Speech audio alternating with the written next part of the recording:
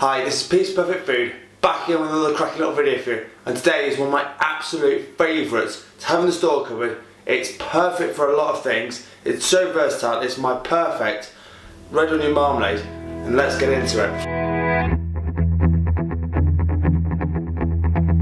Okay, for this cheeky little recipe, what you're going to need is a kilo of red onions, 100 grams of granulated sugar, thyme, 2 bay leaves, 1 clove of garlic, 1/2 teaspoons of paprika. You could use smoked paprika, that's fine. Some rapeseed oil, kiln the jar ready for it. That's a 500ml one. Masala, you could use port or Madeira, anything you like really, even sherry would be lovely.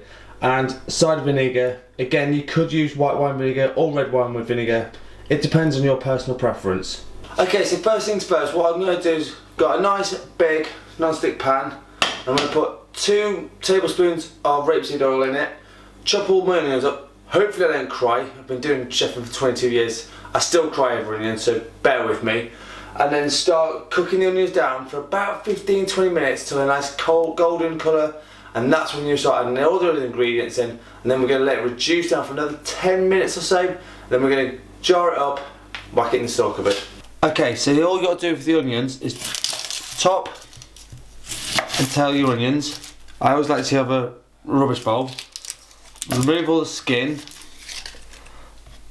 straight in half, and then there's always a little bit more skin on there just to remove. One doesn't want to come off, typical. And the other side. And then literally, fingers so they don't cook yourself, and then all you want to do is slice it down like that into quite thin bits, because then it'll cook down quicker and easier. I'm also starting to well up because the onions are quite strong today as usual. And then like that. Now like me, you can go a bit quicker, and that's what I want to see. If you want it a bit thicker, that's fine, but remember it's going to take a little bit longer. Right, so here we go.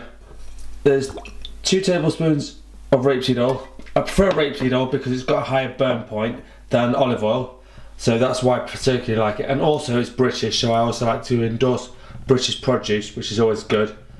And you're going to leave that to warm up on a medium to high heat for about a minute or 2, and then we're going to put the onions in and we're going to slowly sweat them down with a bit of salt and pepper, let all the juices come out, and then we're going to let them go nice and caramelly, and it'll be lovely. Right, so all I've done with the garlic is literally just a little chop up, nothing too hard. No, I'm not pureed it or anything like that. That's going to be absolutely fine for what we need.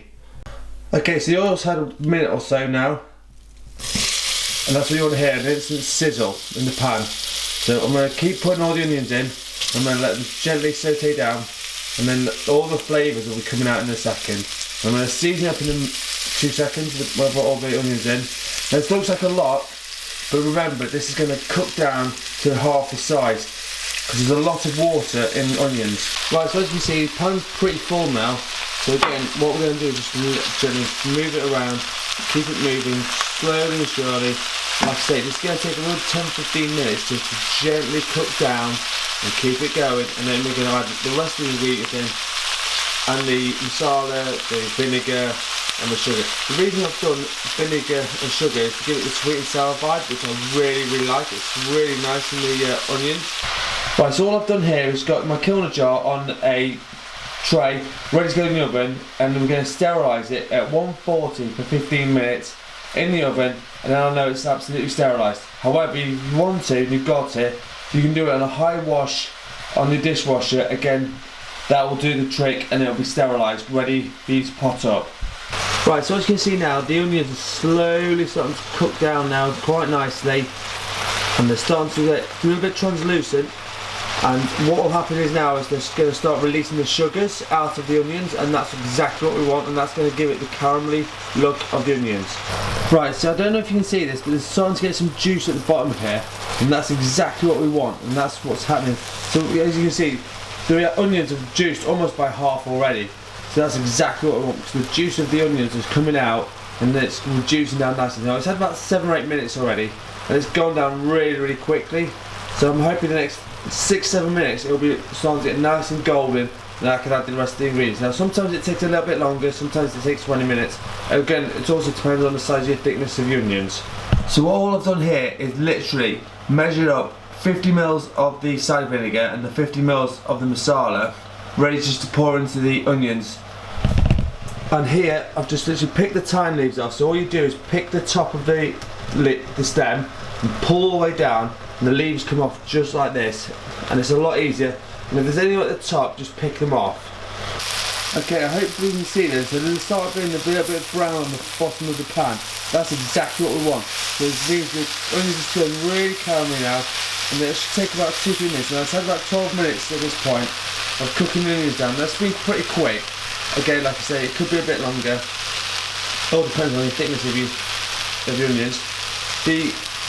My jar's now gone into get sterilised, so I'm at the nice point now where I'm almost thinking about putting the rest of the ingredients in the next 2 minutes or so. Okay, so what I'm trying to show you is a lot of preservatives, because at the moment, with the way the world is at the moment in 2020, the pandemic's happening, everyone's flipping out and losing their mind. So what I'm thinking is, have some store cupboard comforts that really is going to get you through this stupid, crazy pandemic, and hopefully it'll keep you from not wasting food. Again, it's something that we need to do right now, and I think actually I really enjoy it. I mean, it's something that you can go back to time and time again, and if you go into a cupboard and all of a sudden you've got something that you've made yourself, it's really, really satisfying. So that's why I'm showing this. Right, so I'm at the point now where I think this is ready to have some more ingredients put to it, especially sugar, because that will really help it get caramelly. So I'm going to literally put the sugar in for about 2 minutes to just get it a little bit more browner. And then, like I say, add the herbs and spices and the Madeira and the cider vinegar. Right, so sugar in, and let's get it mixed together. And what will happen is, the sugar will literally go to caramel. It will stick on the onions, so it'll make it all nice and good. I don't know if you can see it, it's starting to go into a caramel already. And the juices from the onions is making it caramelly straight away. That's exactly what you want. Right, so at the point now where it's starting to get really, like if you see this, all this juice at the bottom, that's what we want to try and get it reduced down to. So again, this is going to make all the onions really nice and caramelly. And this is going to be really good for a base of a risotto, it could be for a pasta dish, or my personal favourite is basically on cheese on toast. With this in the middle, it's just beautiful. Or even better, with a bacon sandwich in the morning. Yes please. Right, so this is about 18 minutes now, so what I'm going to do now is pour in all the spices and the garlic and the herbs and all the rest of it into the pan. And that's going to start working its magic into there now.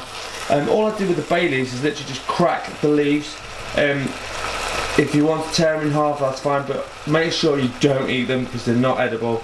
They're just there for flavour purely, okay? Right, so what's happened now is the spices and herbs have gone in, and literally the cider vinegar masala have gone in, and what you want to do is now reduce the liquid by half at least, if not 3/4, and then it's at that point then to leave it to be put into a jar ready for the store cupboard, and it's all there ready for you whenever you want it. Right, I've just realised I haven't put any salt and pepper in, but what I've just done now is put 3/4 twists of salt and pepper in there, and literally it's just made everything go whoosh. The smell in here is ridiculous. It's absolutely gorgeous. Right, so as you can see, the colour is now starting to a nice dark colour, and that's exactly what you want. And literally, you're just cooking off the liquid now, so it's a preserve, and it will last at least, it should last a month in an airtight jar in the fridge. However, that won't happen in my house. It'll literally last less than a week, because quite honest with you, I eat it by the gallon. I normally have to make this 3 or 4 times a month, and it's insane how much I get through.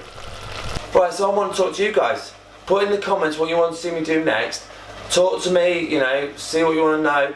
I've been chefing for 22 years, I have my own place now. So please, talk to me and tell me what you want to know. I'm happy to help you, and that's what I'm here for. Right, so this is at 10 minutes now, and I'm quite happy with that. That's really perfect. Most of the moisture's gone from the bottom now, so that's absolutely fine. So all I've got to do now is pot it up. Right, so as you can see, I've got my kiln jar that's been sterilised. My jam funnel, it's always useful. It's been with me for years and years and years, so again, but apologise for it looking a bit old, but it's been with me a long time. And literally, all you got to do now is dollop the red onion marmalade into the jar and seal it up, and then leave it overnight just to cool off, and then you can put it in the fridge in the morning. Okay, so this is the final version, and literally what you want to do is make sure there's no air bubbles in the side here, because otherwise if you have an air bubble, that means the bacteria can get in. And like you say, it's nice and filled all the way to the top, so I've just got to clip the jar lid on. I'm going to try a little bit to make sure it's absolutely perfect, and then again leave it overnight so that it can get nice and cool, and then put it in the fridge ready for whenever you want it.